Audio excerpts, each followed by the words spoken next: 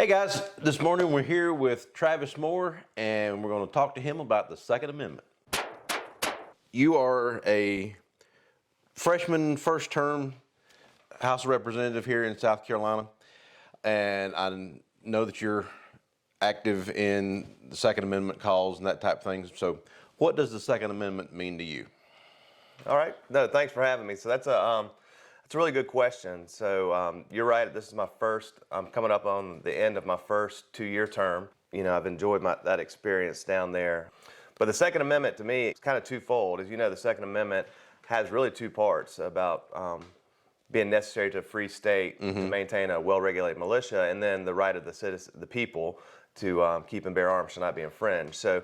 The first part means a lot to me because I'm in the National Guard, and I've been in the National Guard for 22 years, and I consider the National Guard the organization that we're talking about when we talk about a well-regulated militia.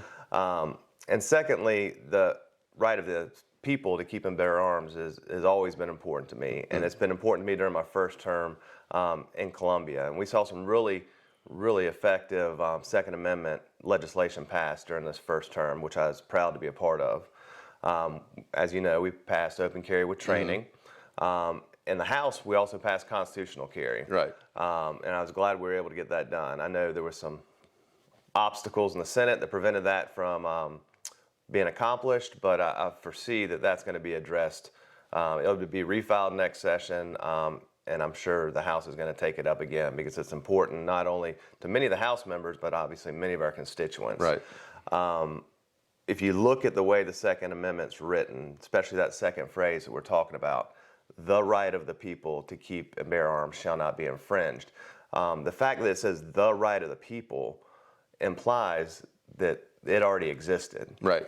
You remember when the Constitution was initially written, one of the founders' main concerns was this new government's going to have way too much power. So they created this Bill of Rights to specifically protect certain rights that they thought the people should have. Right. So when they say the right of the people shall not be infringed, they were protecting a right they believe already existed before the country.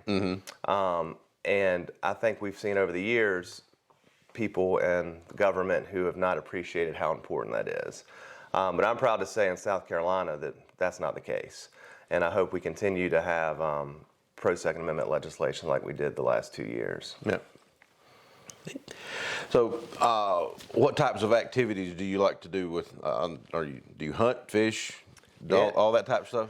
Yeah. So as far as hunting, it's pretty much limited to deer hunting. Pretty much all my extracurricular activities, if you want to call them those, are limited because we have 5 children, and their ages are like 12, 9, 7. 3 and 1. So a lot of our time is spent baseball and softball and band and things like that. But when it comes to firearms, like I said, I'm still an infantry officer in the National Guard, so I drill 1 weekend a month and 2 weeks in the summer on average. So I do a lot of firearms training with that, which I love that. That's everything from, handguns to M4 carbine rifle qualification all the way up to 50 caliber machine guns and bigger. We have M1 Abrams tanks and M2 Bradley fighting vehicles, so we're talking really big guns. So I love that. I like deer hunting with my son. He's really taken that on, so we enjoy doing that together. And just shooting skeet and kind of target shooting, shooting other people's guns, friends' guns, things like that. You've got a primary coming up in June. Correct.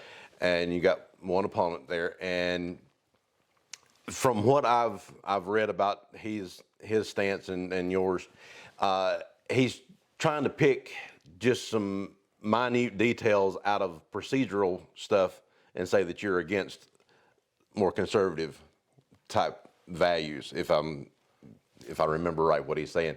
So tell us about what your beliefs are as far as how we already talked about the Second Amendment, but just conservative values in general. Yeah, no, I appreciate that. So, and I think that's probably a fair assessment, looking at some of the things that he's put out there. So first of all, I've been a conservative my whole life. And I've dedicated my entire adult life to serving our state, community, and country. I got in the National Guard because I wanted to serve the people and I wanted to serve my country. I got in when I was, I think, 19 years old in college and served continuously ever since then. I was a prosecutor in this community for 3 years because I wanted to find a way as a lawyer to help, serve my community. And then I decided to run for the state house, and then finished my first term. So I've devoted my entire adult life to serving the state or community and nation in some manner. I think it's very clear if you look at my record and look at the things we've done over the last year that I've been a proven conservative leader. We've passed the fetal heartbeat bill to protect life. We passed election integrity law, which the governor just signed, I believe it was last week, banning these drop boxes, making sure that machines can't be connected to the internet or Wi-Fi, limiting or getting rid of ballot harvesting, putting identification requirements on absentee ballots. We passed protecting women's sports, save women's sports, preventing transgender athletes from playing in a sport that's not consistent with the sex they were identified with at birth. It's been a very, very productive year, in my opinion. So when you have two people running in a Republican primary, both claiming to be conservatives, I would ask people to look at the one who has a record of doing conservative things. And I believe I have that record, and I want to continue it. And it's not just me saying that. South Carolina Citizens for Life endorsed me as the pro-life candidate in this primary. The National Rifle Association endorsed me as the pro-Second Amendment candidate in this primary. So if you're not willing to believe me about those issues, believe these organizations whose sole purpose is to advance these conservative issues. They've agreed and said that I'm the person we need to keep there to keep moving these conservative issues forward. Okay. What kind of guns did you bring to shoot today? I brought my Colt AR-15, and I brought that new Sig that I had just purchased, and I haven't even fired it yet. But yeah, I'm really excited about both of those. I like the M4. I keep calling it an M4, and I don't know if you were going to transition into what's my favorite gun question. I know you do that in some other interviews, but that one's my favorite. It's just really nostalgic for me. I carried a Colt M4 carbine on both my deployments in Kosovo in 04-05 and then 13 months in Afghanistan, 07-08. So just feeling it in my hands and shooting it, I've got a long history with that gun, and that's why I love shooting it. So looking forward to it. Okay. And then the new Sig that he's talking about is the Sig AXG, the one that's got the instead of the polymer frame, it's got a more metal frame on it, and then nice wooden hand grips, and it's still a 320, but it's metal framed versus the polymer frame. So it's one of the new ones that Sig has come out with. Very cool looking gun. We'll show it to you in just a little bit. Hey, are you ready to go shoot? Yeah, let's do it. Okay.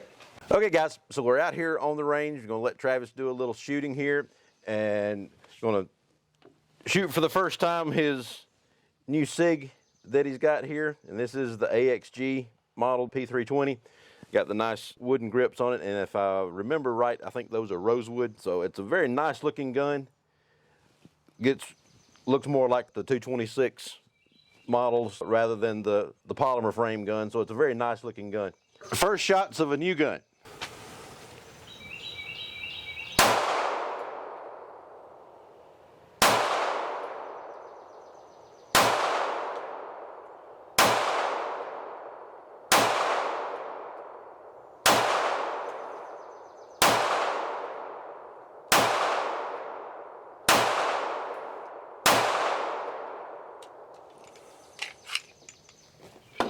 I think you might like it. I think so. That's pretty good. Yeah. right out of the box, that's not bad at all. It's real smooth. No doubt about that. Yeah. That extra weight in the grip really helps to smooth out the recoil and everything there. Well, I just got a little excited too. The first ones were much closer little shot groups there in the middle, but then it was so much fun I just started pulling the trigger faster. But it still stayed within a nice, fairly tight circle there. Not bad at all. Yeah, I love the feel of that wooden grip. Oh, I know. That's a lot different than the way the polymer one feels.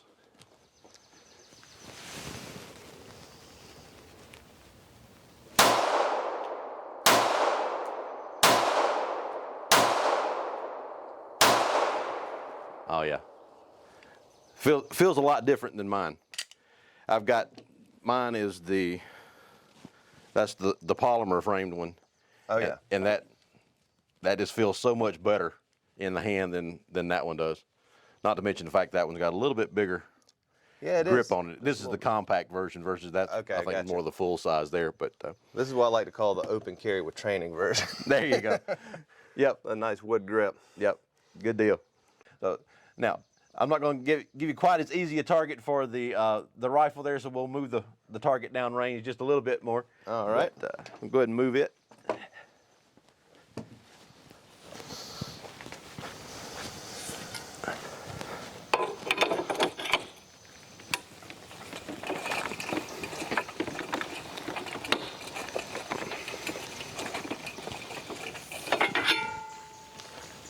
So it won't be too bad.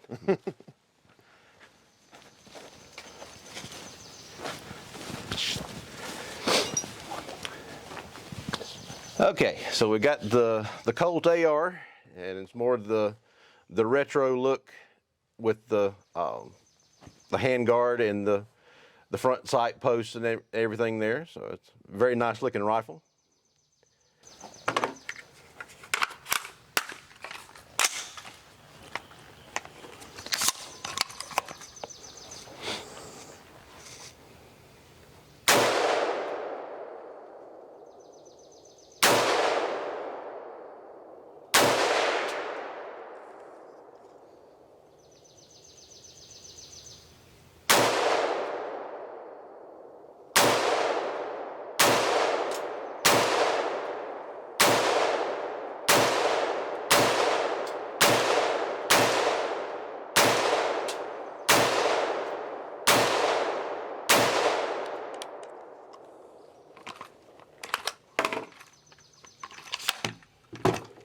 Was good. Well, Travis, thanks for coming out this morning. Yeah, no, Doing thanks for having me. us. I appreciate it. Great way to start the morning. It really is. Really is. I appreciate y'all having me out here. It's a good time. Well, good luck on the primary on June 14th, and hope to see you back in Columbia next year. I hope to be there. Thanks so much. Okay, guys, thanks for watching, and check out doublelegalgunworks.com for more information. Like and subscribe down at the bottom, and we'll talk to you later. Thanks. Bye.